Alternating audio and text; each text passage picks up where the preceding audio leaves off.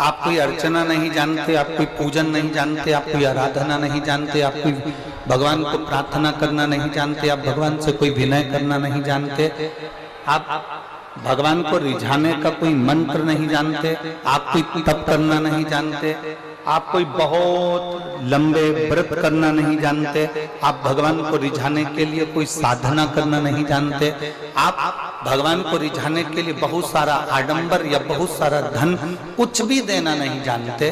शिव पुराण कहती है उस समय पर एक बात अपनी चित्तवृत्ति में बिठाओ कि एक लोटा जल लेकर महादेव के मंदिर में जाओ। ये सारी तप साधना, सारी आराधना वो एक लोटे जल से हमें प्राप्त हो जाती है।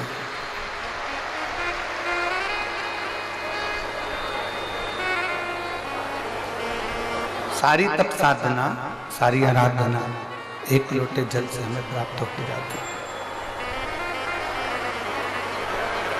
गला पकड़ रहा बहुत। एक लोटे जल से ये सारी तप साधना प्राप्त हो जाती है। बहुत लंबे व्रत करने की भी जरूरत नहीं पड़ती, बहुत लंबी साधना करने की भी जरूरत नहीं पड़ती, बहुत लंबी आराधना करने की भी जरूरत नहीं पड़ती। घंटों तक बैठकर मौन रहकर बैठे रहने पर भी जो फल की प्राप्ति नहीं हो पाती, शिव महापुराण की कथा कहती है वो केवल एक लोटे जल से जीव को प्राप्त हो जाता है। सारी समस्या का हल, जम के बोलो जरा, सारी समस्या का हल बोल बम का नारा है। आप जितनी धैर्यता के साथ में, जितने स्मरण के साथ में, जितनी अविरल भक्ति के साथ में भगवान शंकर के मंदिर में जाकर एक लोटा जल समर्पित करते हो, शिव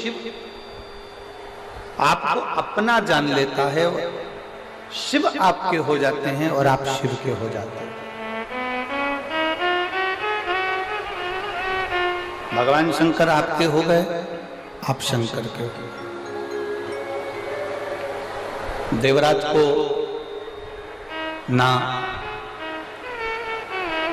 देवराज ना व्रत करता है, ना साधना करता है, ना कोई उपास करता है, ना कोई तप करता है। देवराज ब्राह्मण कुल में जन्म लेने के बाद भी देवराज कोई अच्छे कर्म को नहीं कर पाया।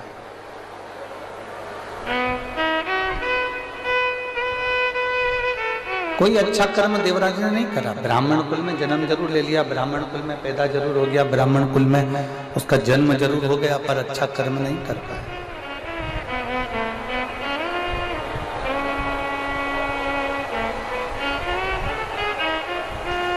बहुत ध्यान दीजिएगा। केवल 5 दिन की कथा रेवाड़ी में मिली है।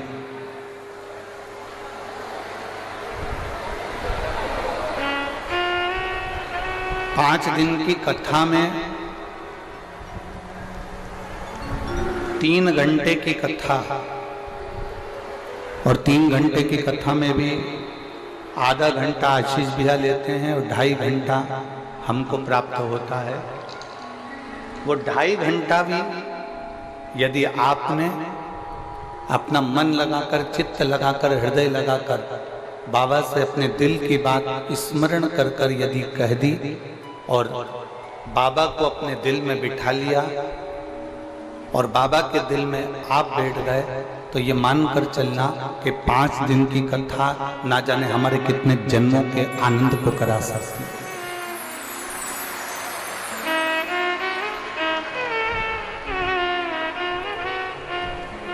अपने हृदय में इस कथा को उतारने का प्रयास करिए।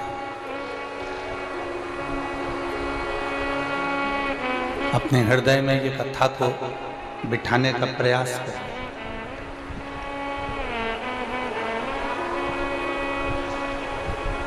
ये 24,000 श्लोक की शिव महापुराण की कथा में एक अंश मात्र, केवल एक अंश मात्र। शिव भक्ति भी बहुत है।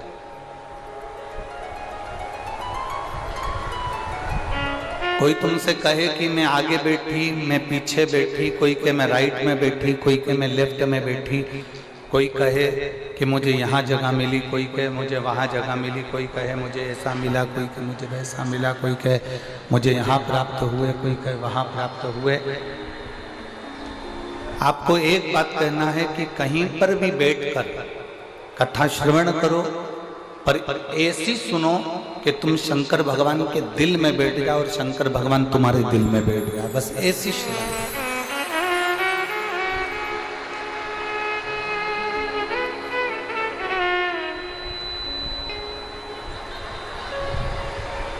शिव तत्व की प्राप्ति हमारे भीतर, भगवान शंकर की भक्ति हमारे भीतर विराजमान। जब भगवान शिव की भक्ति हमारे भीतर विराजमान होगी तब हमें कहीं जाने की जरूरत नहीं पड़ेगी, किसी भी स्थान पर। देवराज ब्राह्मण कुल में जन्म लेने के बाद भी ब्राह्मण कर्म नहीं कर पाया।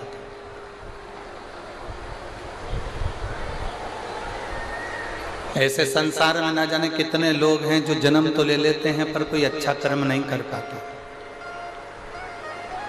सुनील जी, हम आपको साधुवाद देते हैं। रेवाड़ी में ढेरों लोग होंगे जिनके पास में करोड़ों का धन होगा, पर मेरे महादेव की कथा नहीं करवा पाए। कहीं आपके पूर्वजों का पुण्य होगा, आपके माता पिता का पुण्य होगा, जो देवादिदेव महादेव की ये 5 दिवसीय कथा आपके ऊपर, आपके पूर्वजों की, आपके माता पिता की, कहीं घर के बुजुर्गों का आशीर्वाद हुआ होगा जो ये कथा आपके रेवाड़ी में पहुंची।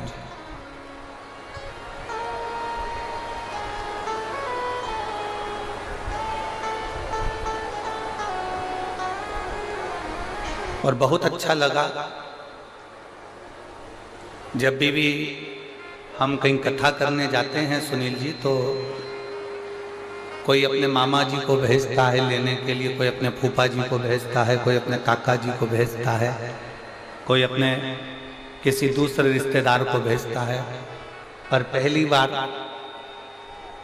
रेवाड़ी आने के लिए जब हम दिल्ली एयरपोर्ट उतरे तो आपने अपने बेटे को हमको लेने के लिए भेजा, उसके लिए साधुवाद।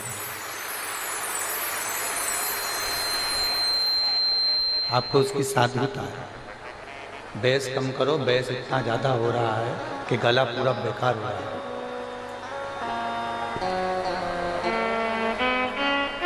कुछ पुण्य आई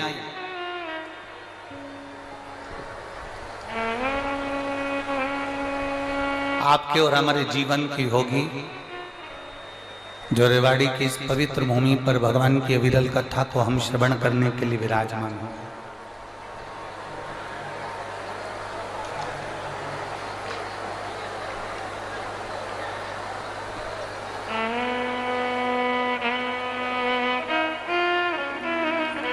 शिव तत्व को प्राप्त करने का जहां सौभाग्य हमें मिला। देवराज भले ब्राह्मण के घर में जन्म ले लेता है, पर ब्राह्मण के घर में जन्म लेने के बाद भी देवराज की चित्त वृत्ति, देवराज का मन भगवान की ओर रीझता नहीं।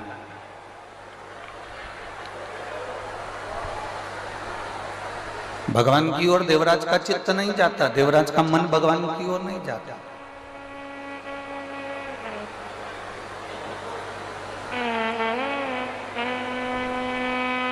हरिद्वार गए होंगे, हरिद्वार में छोटे छोटे बच्चे एक रस्सी में एक चुंबक को बांध लेते हैं। आप लोगों ने देखा है कि नहीं देखा है? बोलो तो जम के, देखा है?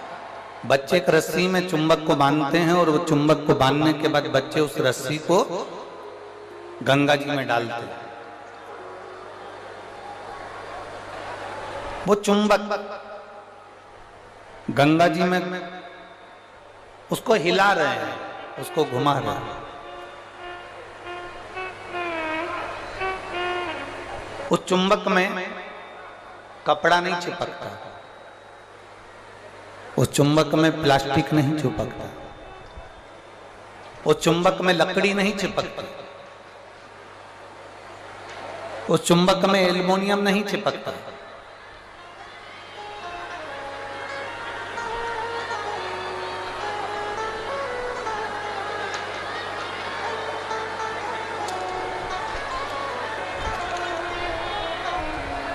उस चुंबक में कपड़ा नहीं चिपकता,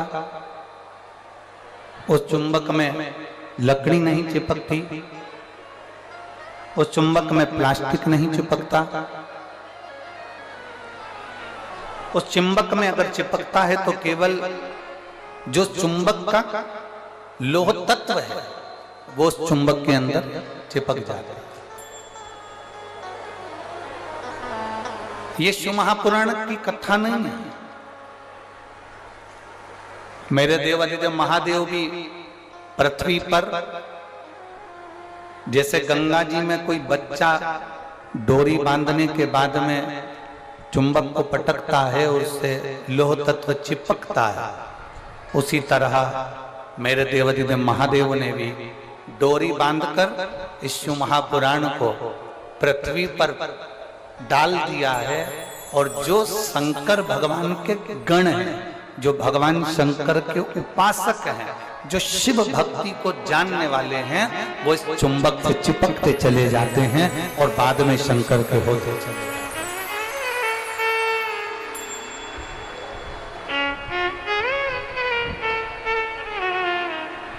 वो चिपक रहे हैं।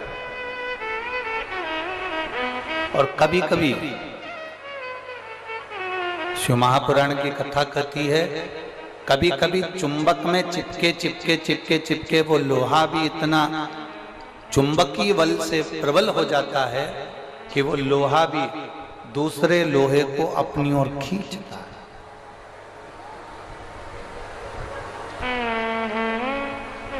देवराज चोरी का धन ले जाकर भगवान शंकर के मंदिर में पहुंच गए।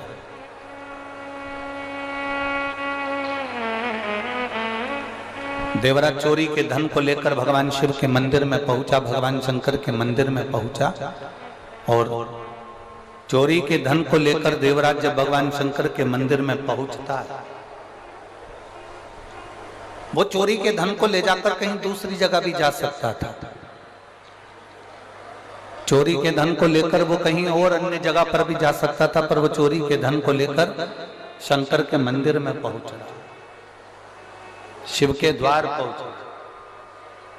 मतलब ये पक्का है,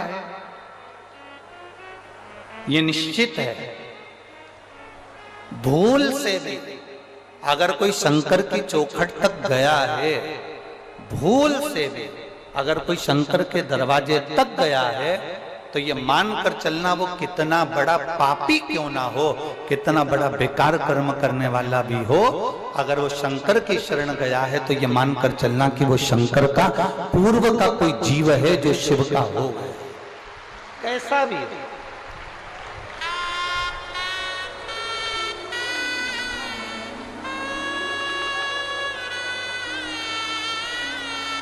और पतंग उड़े आकाश माने, डोर थारा हाथ मान,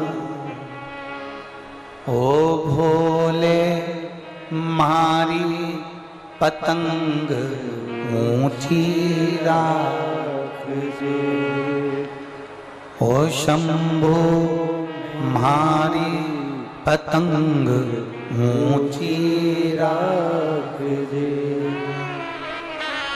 नाव चले मझधार मां, पतवार थारा हाथ मां। नाव चले मझधार मां, पतवार थारा हाथ मां।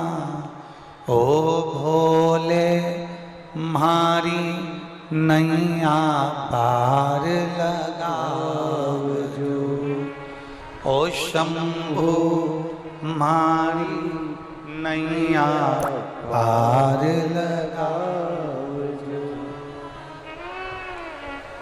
रथ उब्या मैदान माने डोर थारा हाथ मां रथो ब्या मैदान माने डोर थारा हाथ मां ओ भोले हमने रण संग्राम जिताव हो शंभु हमने रण संग्राम जिताव भोले थारा चरण कमल मारा जितना हो सके जितना हो। वो कहते हैं ना व्यर्थ का खर्चा और व्यर्थ की चर्चा। एक व्यर्थ का खर्चा और दूसरी क्या है व्यर्थ की चर्चा। ये दोनों मनुष्य के जीवन को बेकार कर देते। ये दोनों मानव के जीवन को बेकार कर देते। व्यर्थ का खर्चा भी मानव जीवन को बेकार कर देता है और व्यर्थ की चर्चा भी मानव के जीवन को बेकार कर देती है।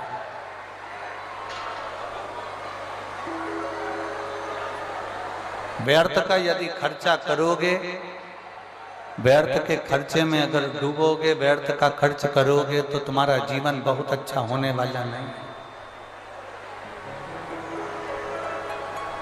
तुम्हारा जीवन बहुत अच्छा होने वाला नहीं है। और यदि शिवपुराण कह रही है व्यर्थ की चर्चा में डूबोगे ना तो भी तुम्हारा जीवन श्रेष्ठ होने वाला नहीं।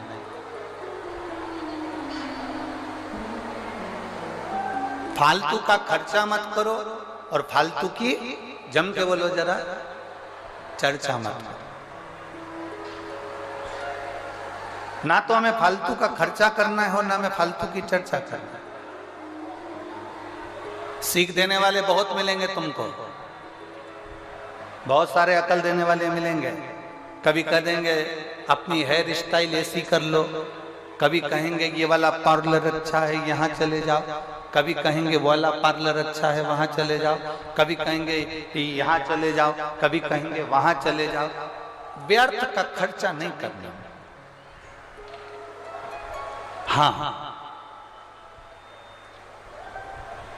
थोड़ा सा धन यदि तुम्हारे पास में अगर बच रहा है, थोड़ा सा पैसा यदि तुम्हारे पास बच रहा है, हम ये भी नहीं कहेंगे कि तुम दान कर दो, हम ये भी नहीं कहेंगे कि तुम किसी मंदिर में दे आओ, हम ये भी नहीं कहेंगे कि तुम किसी को ले जाकर दे दो। यदि तुम्हारे पास में थोड़ा सा धन बच रहा है तो इतना जरूर करो कि अपने ऊपर, खुद के ऊपर थोड़ा सा खर्च करना प्रारंभ करो, स्वयं की जिंदगी के लिए कुछ अच्छा करने का प्रयास।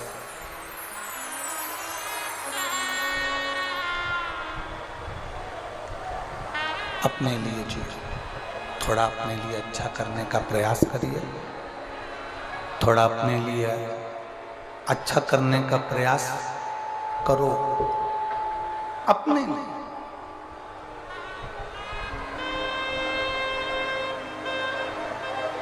और मत बुरे कर्म कर बंदे वरना पछताएगा, भगवान की आंखों से तू बच नहीं पाएगा। चिल्ला के बोलना पड़ रहा, बच नहीं पाएगा। अरे ओ अज्ञानी मत करना दान। थोड़ा सा धन यदि तुम्हारे पास में बचे, थोड़ा सा पैसा यदि तुम्हारे पास में बचे, स्वयं पे खर्च करो। और स्वयं पर खर्च करना किसको कहते हैं?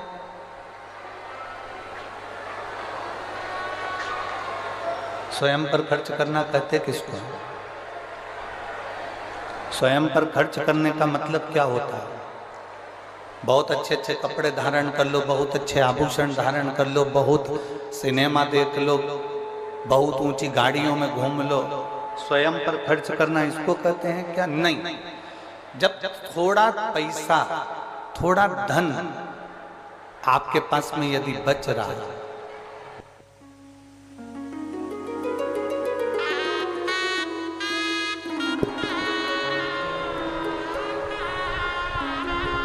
थोड़ा सा खर्च अपने ऊपर करना, मतलब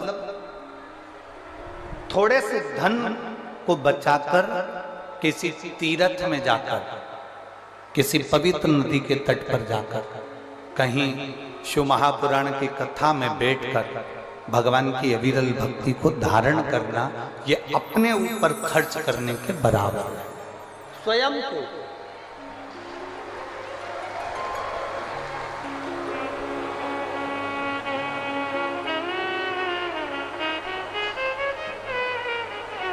मत दो किसी को। आप 1 रुपया भी दान नहीं कर सकते, मत करो। आप किसी को अठन्नी नहीं दे सकते, मत दो। अपने ऊपर खर्च करो, स्वयं के ऊपर। स्वयं के ऊपर खर्च करने से मतलब है कि भगवान की अविरल भक्ति की ओर जाइए, भगवान के भजन की ओर जाइए, भगवत स्मरण की ओर जाइए। एक कदम भी हम जब भगवान की ओर बढ़ाते हैं, एक कदम भी हम जब भगवान की ओर अग्रण्य होते हैं, हम तो केवल एक कदम चलकर भोलेनाथ जी की ओर जाते हैं। पर शिव महापुराण की कथा कहती है कि भोलेनाथ हजारों कदम चलकर तुम्हारे दरवाजे तक पहुंच जाता है, एक कदम से नहीं।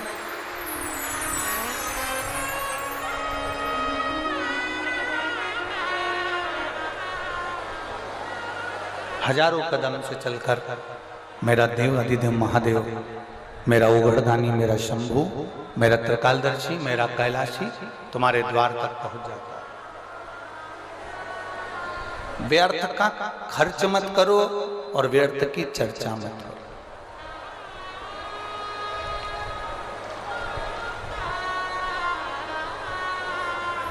इतनी दूर दूर से कथा सुनने के लिए आए हो, 5 दिन के लिए आए हो, लोग चिल्लाते रहेंगे। हमारा निवेदन है, श्री सुनील जी मूसेपुर जी ने सुनील जी जहाँ भी कथा होती है 1 2 3 4 5 पंडाल लगते हैं। आपने पहले दिन से ही इतने सारे पंडाल लगा कर रखे हैं और वो भी पंडाल सारे फुल, एकदम फुल पड़े हुए। हम जितने श्रोता भाई बहन जो खड़े हुए हैं उनसे निवेदन करेंगे, जो धूप में बैठे हैं उनसे निवेदन करेंगे कि आपको 1 मिनट की भी कथा व्यर्थ मत बनो। चिल्लाकर, दबाव बनाकर, धक्का देकर ये कथा का लाभ नहीं ले सकते। जहां जगह मिल जाए ना, जहां तक तुम्हें आवाज आ रही हो वहां कहीं पर भी बैठ जाओ। जिसको जहां जगह मिले वहां बैठ जाओ और बैठकर भगवान की कथा का रसतत्व ग्रहण करो। हम जानते हैं बहुत ज्यादा संख्या में आप लोग आए हैं। पहले दिन ही लगभग 5 से 6 लाख के ऊपर आप लोग पहुंचे हो, 6 लाख से कम यहां पर नहीं है।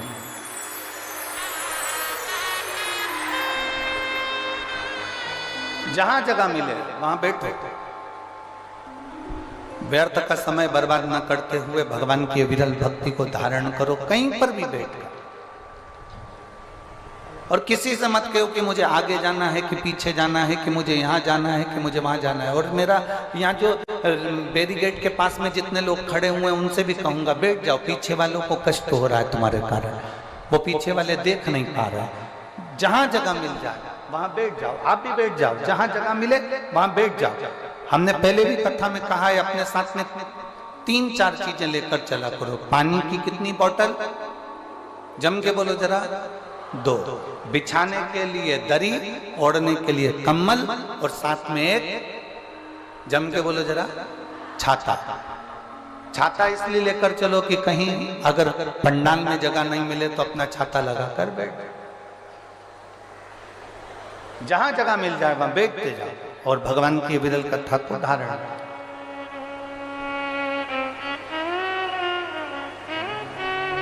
शंभु शरणे पड़ी मांगू घड़ी रे, दुख काटो दया करी दर्शन आपो। शंभु शरण पड़ी मांगू घड़ी रे, दुख काटो दया करी दर्शन आपो। एक व्यर्थ का खर्चा न करिए और व्यर्थ की चर्चा।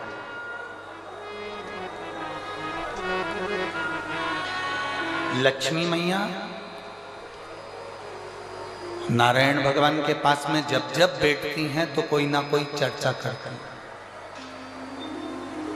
सरस्वती मैया ब्रह्मा जी के पास जब जब बैठती हैं कोई ना कोई चर्चा करती हैं।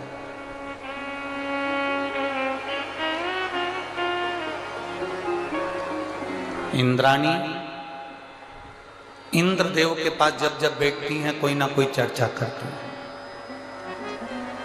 पर केवल एक माता पार्वती ऐसी हैं जो भगवान शंकर के पास जब जब बैठती हैं व्यर्थ की चर्चा नहीं करती हैं, संपूर्ण विश्व के कल्याण की चर्चा करती हैं। संपूर्ण विश्व के।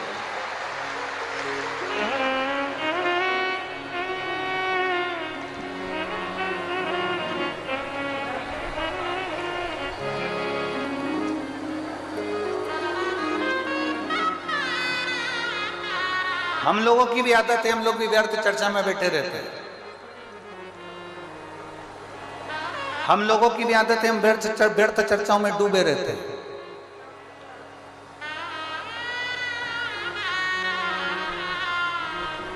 हम फालतू की बातों को करने के लिए अग्रसर होते हैं।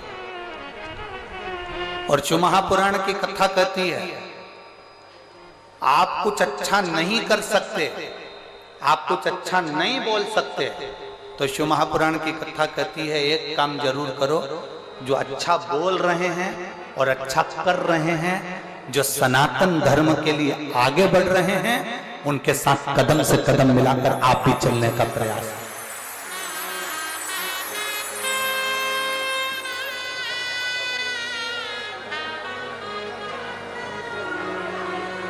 आप भी उनके साथ सनातन धर्म के साथ कदम से कदम मिलाकर चलने का प्रयास करें।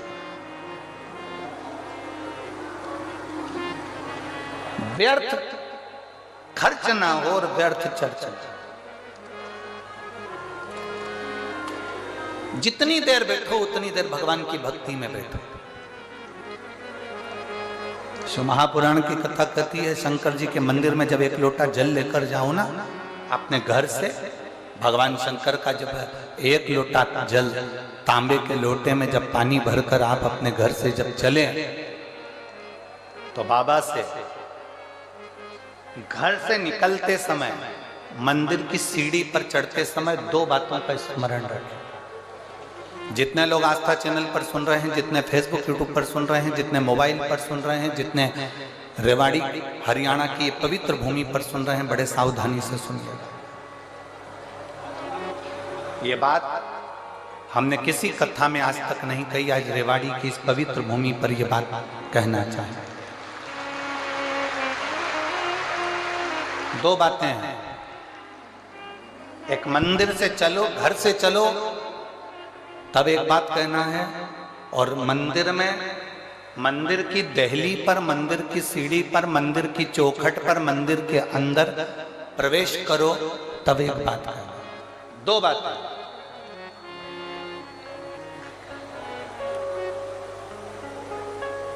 एक, घर से चलते समय लोटा पानी का भरते समय बाबा से कहना है, ये पूरा मेरा घर नहीं, आपका घर है, और ये घर का जल मैं आपको देने के लिए इसलिए आ रही हूं क्योंकि ये जल नहीं है, मेरी दशा आपको ये जल बताएगा। तो ये जल मेरा एड्रेस है, जब आप शाम को घूमने निकलो तो मेरे दरवाजे पर 2 मिनट जरूर रुकना। ये एड्रेस है। एक घर से निकलते समय कहो कि ये मेरा घर नहीं, या आपका। और दूसरा, मंदिर के अंदर जब प्रवेश करो, मंदिर की चौखट पर जब पांव रखो, मंदिर के अंदर, मंदिर की देहली पर, मंदिर के दरवाजे में जब प्रवेश करो, तब भगवान भोलेनाथ जी से कहना, मैं जैसा भी हूं और मेरे घर के लोग जैसे भी हैं, सब आपके हैं और आप हमारे हैं, बस इतना याद रखना और कुछ नहीं।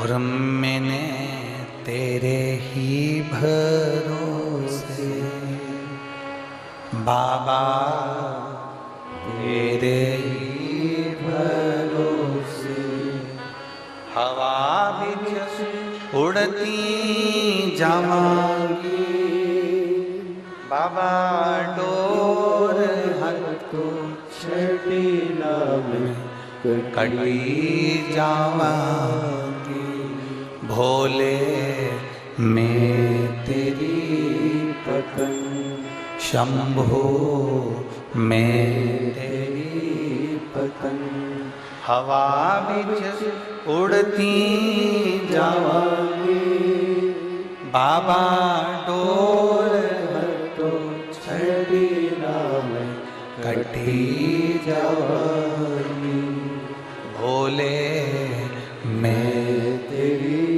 पतंग। 2 चीजें स्मरण में।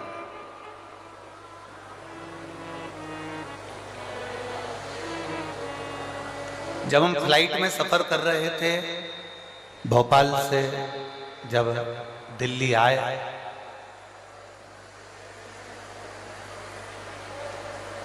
तो जिस समय फ्लाइट से नीचे उतरते समय एक लड़के ने एक प्रश्न किया, बड़ा अच्छा प्रश्न है, आपके और हमारे जीवन की सिद्धता को सिद्ध करता है। प्रश्न बहुत अच्छा है। उस लड़के ने प्रश्न किया,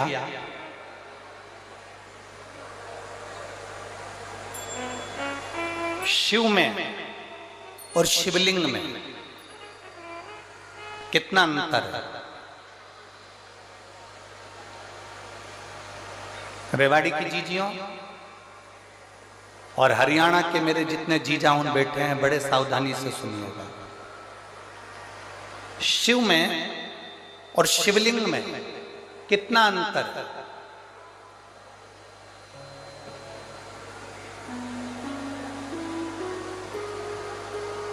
दिल्ली में कोई विवेक बिहार का वो लड़का था जिसने वो प्रश्न किया था, और हमने उस बच्चे से कहा था कि अगर बन सके तो पहले दिन की कथा जरूर सुनना रेवाड़ी की। उस कथा में हम वर्णन करेंगे कि शिव में और शिवलिंग में कितना अंतर है। घर के अंदर भगवान शंकर की मूर्ति नहीं रखाती है, घर के अंदर भगवान शंकर का शिवलिंग रखा था। आप लोगों के घर में क्या है?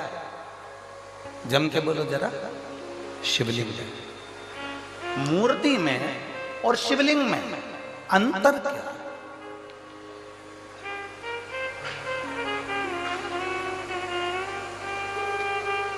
मूर्ति में और भगवान शंकर के शिवलिंग में अंतर क्या है? सबसे पहला अंतर तो आप अगर देखेंगे तो रावण का चरित्र उठाकर देखिए। कि शिव जी में और शिवलिंग में क्या अंतर है। रावण भगवान शंकर के कैलाश धाम को शंकर जी के समेत उठा लेता है।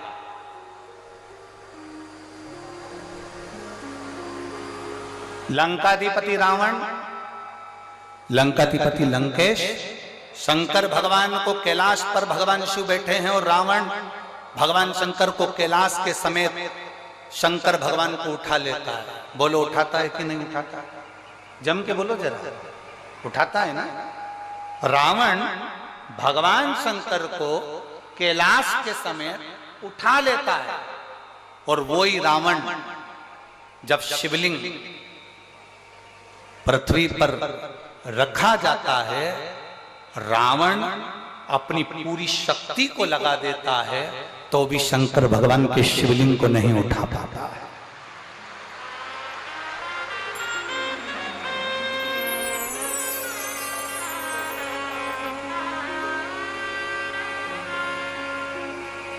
शिवलिंग नहीं उठा पाया, भगवान शंकर के शिवलिंग को नहीं उठा पा रहा, भगवान शंकर के शिवलिंग को नहीं उठा पाया। रावण शिव को उठा लिया, रावण ने कैलाश पर्वत को उठा लिया, पर रावण शिवलिंग को नहीं उठा पाता। आखिरी में लंकाधिपति रावण हार जाता है और शिवलिंग वहीं पर छोड़कर लंका चले जाता है और वो शिवलिंग वैद्यनाथ जी के रूप में पूजा जाता है।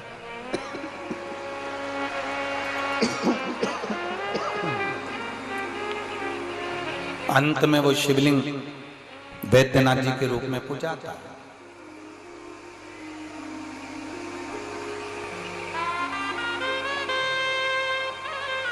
नहीं उठा वो शिवलिंग, उठ नहीं पाया वो शिवलिंग। क्यों? शिव महापुराण की कथा कहती है शंकर जी के स्वरूप में केवल शंकर जी हैं, केवल शंकर जी।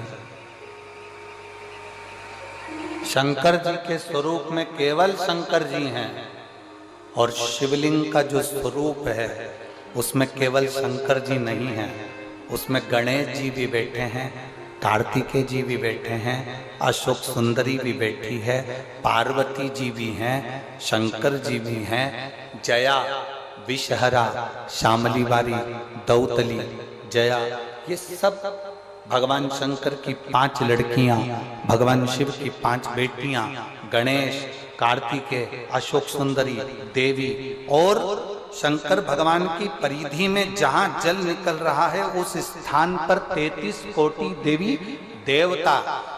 शंकर जी के स्वरूप में केवल शंकर अकेले हैं, पर शंकर जी के शिवलिंग में 33 कोटि देवी देवताओं का बल होता है, इसलिए वो उठ नहीं पाता।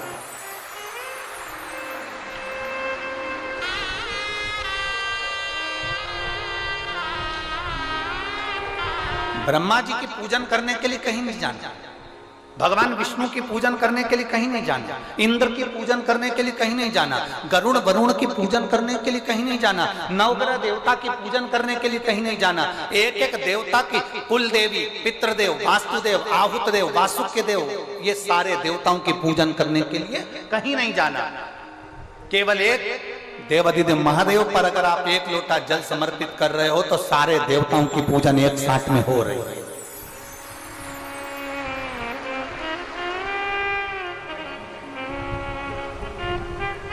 शिव को उठाना सरल है पर शिवलिंग को उठाना कठिन। और दूसरा प्रसंग आया, आप लोग वृंदावन के नजदीक में रहते हैं,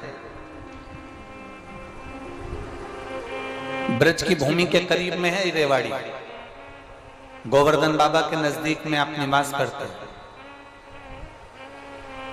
राजा कंस, जिस कंस ने अपना उपद्रव मचाया, जिस कंस ने सब कुछ अपना बना लिया, जिस कंस ने अपनी बहन को कारागार में डाल दिया, जिस कंस ने अपने दामाद को कारागार में डाल दिया, जो कंस भगवान कृष्ण का द्रोही बन गया,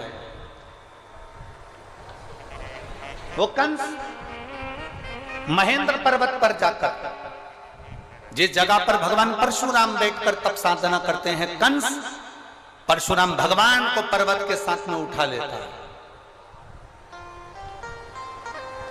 और कंस, वो राजा कंस महेंद्र पर्वत पर परशुराम भगवान को महेंद्र पर्वत के समेत उठा लेता है, महेंद्र पर्वत के समेत। अब एक दिन कंस आया और परशुराम भगवान महेंद्र पर्वत पर बैठकर तप साधना कर रहे थे और कंस उनको उठाने वाला। पर्वत उठता नहीं है। कंस जब भी महेंद्र पर्वत पर जाता था परशुराम भगवान को पर्वत के समेत उठा लेता था, पर आज पर्वत उठाने कंस ने एड़ी से चोटी तक का बल लगा लिया, पर वो महेंद्र पर्वत नहीं उठा और ना परशुराम भगवान उठे।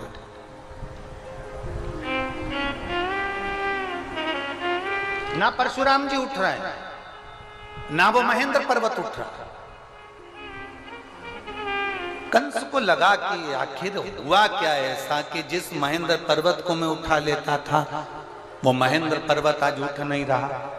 जिस परशुराम जी को मैं महेंद्र पर्वत से साथ में उठा लेता था वो महेंद्र पर्वत नहीं उठ रहा। आखिर बात क्या? कंस की बुद्धि में ये बैठ नहीं पाया कि आखिर हो क्या रहा। रावण को भी ये सुध में था, मैं जब कैलाश पर्वत उठा सकता हूं, मैं जब शंकर भगवान को उठा सकता हूं, पार्वती जी को उठा सकता हूं, मैं गंगा की धार को उठा सकता हूं, मैं नंदीश्वर को उठा सकता हूं, तो फिर ये शिवलिंग क्या लगता है? शिवलिंग को उठाने में मेरा क्या जाता है?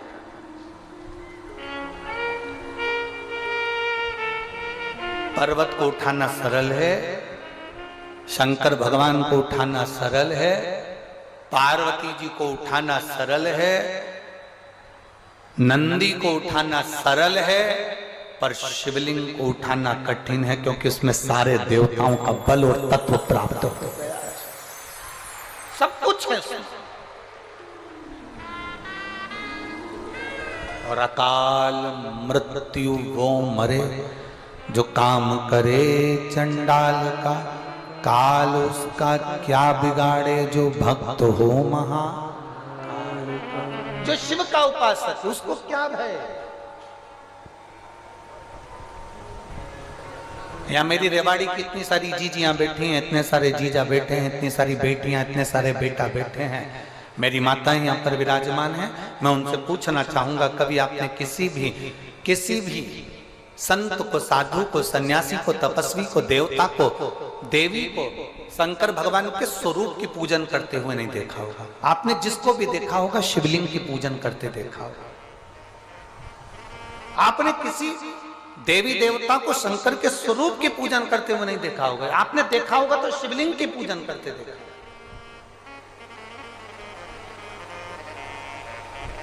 कारण क्या है? उसका एक कारण प्रदोष, शिवरात्रि, सोमवार की अष्टमी। प्रदोष भी हर महीने आती है, शिवरात्रि भी हर महीने आती है, सोमवार भी हर महीने 2, 3, 4, 5 पड़ी जाती है। सोमवार की अष्टमी जरूर साल भर में 4 या 5 आती है।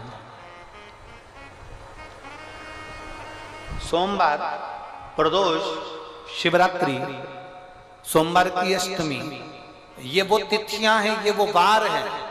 अगर कोई भूल से भी शंकर भगवान के शिवलिंग का निर्माण करता है या अपने घर में रखे हुए शिवलिंग पर शमी पत्र को समर्पित कर देता है, तो जिंदगी में उसका बाल बांका हो ही नहीं सकता। प्रदोष के शमी पत्र में बल होता है। प्रदोष के शमी पत्र में मैं सुनील जी को धन्यवाद दूंगा, आपको बहुत बहुत साधुवाद। ये 5 दिन की कथा में 22 तारीख को प्रदोष पड़ रहा है और बाबा की कृपा है आप पर, जो ये प्रदोष के समय पर भी कथा चल रही। कथा का समापन 23 को है, पर 22 को प्रदोष पड़ जाएगा। कितने किस्मत वाले हैं रेवाड़ी वाले, घर जाके नजर उतरवा लेना राइनोन से हो।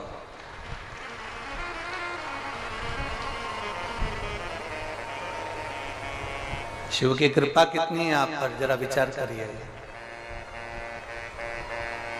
और जो नहीं आए, कई लोग डर के मारे नहीं आए, भीड़ बहुत है, गाड़ियों का जाम लगा हुआ है चारों तरफ। ये यहाँ देखो जरा, मैं कैमरे वालों से कहूंगा, देखो छाता लगा लगा के, चादर लगा लगा के लोग चारों तरफ धूप में बैठे हैं।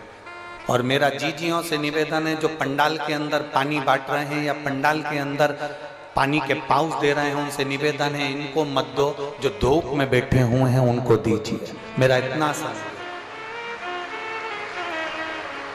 जो पानी की बोतल बांट रहे हैं, पानी के पाउच बांट रहे हैं, जो शंकर के आए हुए इन भक्तों की सेवा में लगे हुए हैं, उनसे निवेदन है जो धूप में बैठे हैं उनको पानी दीजिए, उनको पानी का पाउच दीजिए, मना नहीं। जो अंदर बैठे हैं इनको कुछ मत दीजिए, इनको भोलेनाथ दे देगा, चिंता न करिएगा। अब बाहर वाले कहेंगे गुरुजी कि हमको भोलेनाथ नहीं देगा। अरे तुमको तो पहले से ही दे रखा है, जब तो धूप में तपा तपा कर तुमको अच्छा करते जा रहा है। सोने को जितने तपाया जाता है ना उतना निखर जाता है। तुम लोग धूप में ज्यादा तप रहे हो ना, चिंता मत करना हो, थोड़ा बहुत शरीर भले काला पड़ जाए पर निखर के नंबर 1।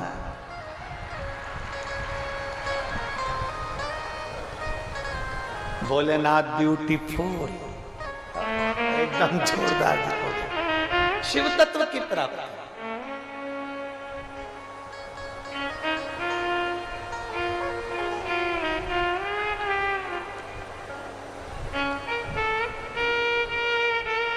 भगवान देवाधिदेव महादेव का चरित्र का,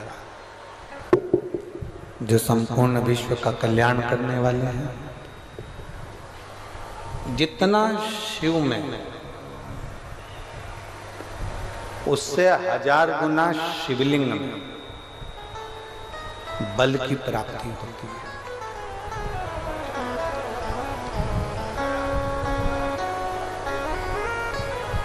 प्रदोष के दिन यदि आपको कहीं से शमी पत्र मिल जाए, प्रदोष के दिन यदि कहीं से आपको शमी पत्र मिल जाए, और प्रदोष काल में, प्रदोष का जो समय होता है, शाम का जो समय होता है प्रदोष काल, 4 प्रदोष 5 प्रदोष आप कर देखिएगा कि आपका कोई काम है, कोई नौकरी के लिए आप अप्लाई कर रहे हैं, कोई समस्या बड़ी विकट आ गई है, कोई तकलीफ, बड़ा गला पकड़ रहा है बेटा, कोई तकलीफ विकट आ गई है, कोई समस्या विकट आ गई है, प्रदोष की प्रदोष काल में अगर एक शमी पत्र भी आप घर के शिवलिंग को, अब ये करने के लिए आपको मंदिर के शिवलिंग नहीं जाना, अपने घर में जो शिवलिंग, चाहे वो स्फटिक का हो, पारद का हो, कंकर शंकर का हो, लकड़ी का हो, जो शिवलिंग तुम्हारे घर में, कांच का हो, चाहे वो नर्मदा के कंकर का हो, नर्मदेश्वर हो, पाषाण का हो, जो शिवलिंग, चांदी का हो, सोने का हो, तांबे का हो, पीतल का हो, जो शिवलिंग तुम्हारे,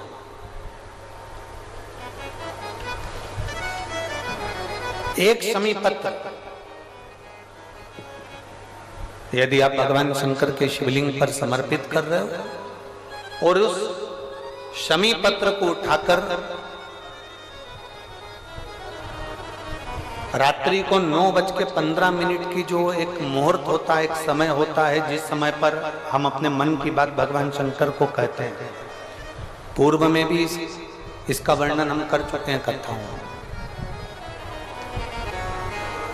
उस 9:15 पर वो शमी पत्र को उठाकर एक कागज में, एक कटोरी में उसको रखते थे। 4 या 5 प्रदोष के उस शमी पत्र को अपने पास में रखिए, और जिस कार्य के लिए जा रहे हो उसको जेब में ऊपर के भाग में उसको रखकर लेकर जाइए, आपका वो कार्य सफल होकर ही रहेगा, वो रुक नहीं सकता। उस शमी पत्र में इतना बल होता है, प्रदोष का जो शमी पत्र होता है वो बड़ा बलवान होता है, बड़ा एक पत्र है।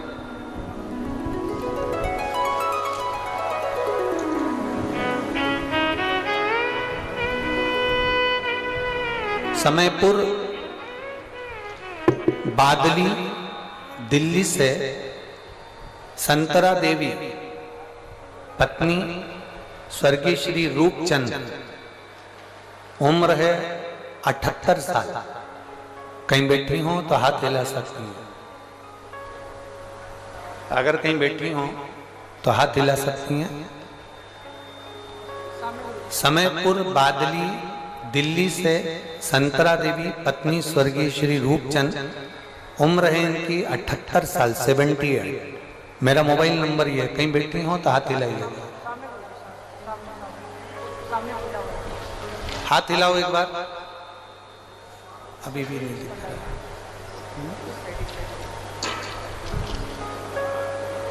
ऐसे हाथ हिलाओ, दिख जाओगे हमको। कैमरे वाले को दिख गए क्या? ठीक है, कैमरे वाले को दिख गए तो कोई। कौन से वाले पंडाल में है? अंधेरे में है क्या? अच्छा, दिख नहीं रहा। ठीक है, एक बार वापिस हाथ हिलाओ। हाँ ठीक है, दिख गए।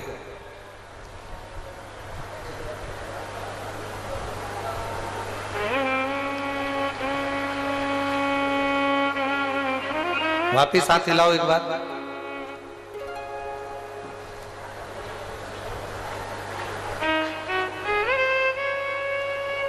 आ जाओ, जहां बैठी हो आ जाओ।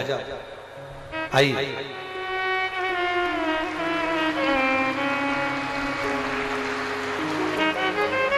मेरे गर्भाशय में पिछले 11 साल से गठान है। आप इसको, जो ये पत्र है, इसको एलईडी पर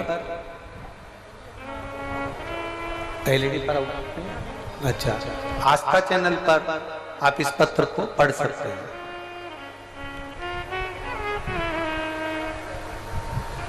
समयपुर बादली दिल्ली से संतरा देवी पत्नी स्वर्गीय श्री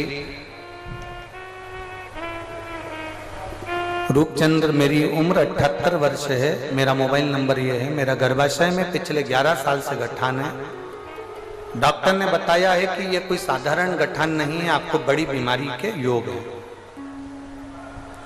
यह बात मेरे बेटे ने मुझसे छिपा रखी थी। मेरा बेटा मुझे यह नहीं बताया कि मुझे कौन सी बीमारी हो गई है।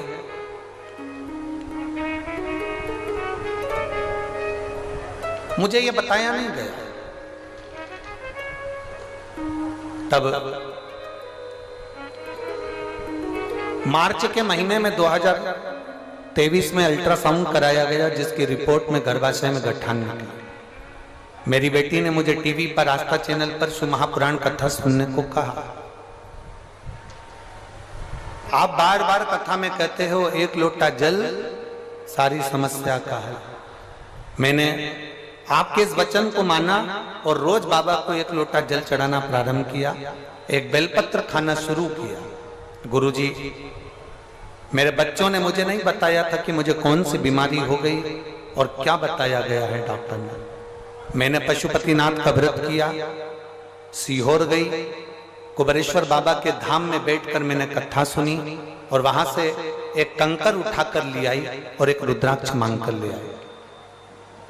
मैंने 4 महीने तक उस कंकर शंकर की पूजन करी। रुद्राक्ष का जल तांबे के कलश में गलाकर शंकर भगवान को चढ़ाती और कुंदकेश्वर महादेव के नाम से उसको पीना प्रारंभ करा। गुरुदेव, मेरे बेटे ने मुझसे छुपा कर रखा था कि मुझे ऐसी कौन सी बीमारी हो गई और 11 साल से मेरे शरीर के अंदर गांठ थी गर्भाशय में।